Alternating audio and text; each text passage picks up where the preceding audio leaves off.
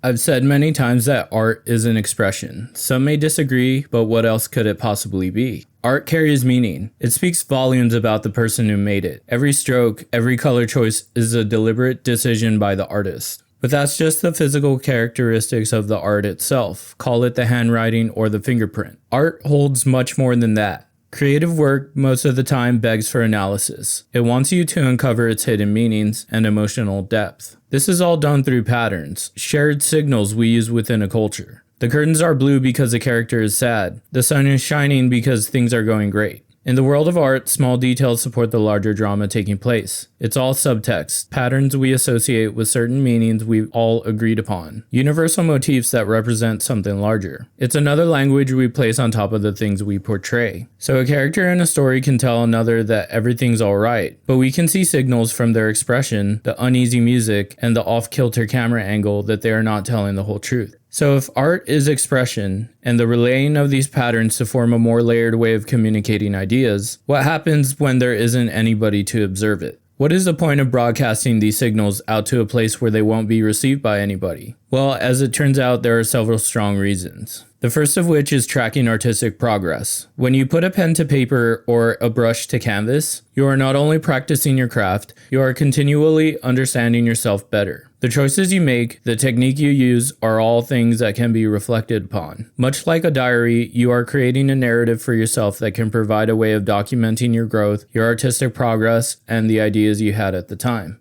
You are providing yourself a trail of touchstones through the evolution of your life. Within these private works of art, you will notice recurring themes, and those can help you orient yourself on what needs to be worked on both artistically and psychologically. And since you're the only person who will see these, you can be totally honest with yourself and your feelings without having to worry about being evaluated artistically. Which leads us to the second benefit, clearing your mind. By letting all your worries and anxieties out onto the canvas, you externalize them. You literally get them out of your head, confronting them or reframing them, and that alone can be very beneficial. It will make even the toughest issues seem manageable and less overwhelming. It's as if you're venting to a friend, but it's completely free from any kind of judgment. Not that your friends are judging you when you're expressing feelings, but we're all human. Having a safe outlet for strong emotions can help you avoid lashing out at others, harboring resentment, or making rash decisions. Depending on how much your art is tied to how you're feeling, it can add as a mood tracker, giving you an idea about which emotions occupy your mind the most.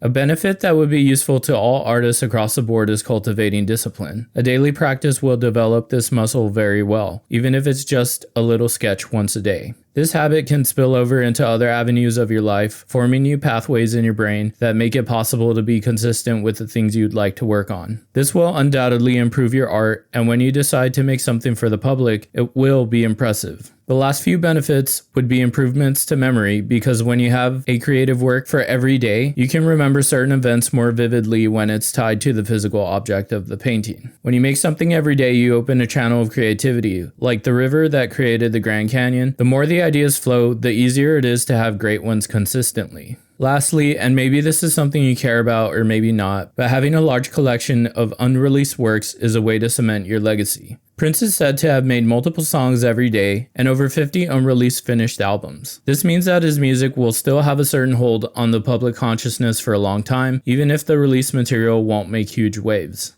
Vivian Mayer was a street photographer whose work wasn't discovered until after her death. She has over 150,000 photographs in her collection and finally received critical acclaim when her uploaded photos went viral on Flickr. But the most obvious example of this idea is of course Vincent van Gogh, who never received proper recognition during his lifetime, but went on to become the most celebrated artist of all time. So if you thought making art that nobody pays attention to or acknowledges at first is discouraging, think again, because quality eventually finds recognition. And by working on your craft every day, you are enhancing the quality of your overall work. There is a point to making art that no one will ever see, because no matter what, it will still have a positive effect on you if you choose to let it, instead of just focusing on getting validation from others.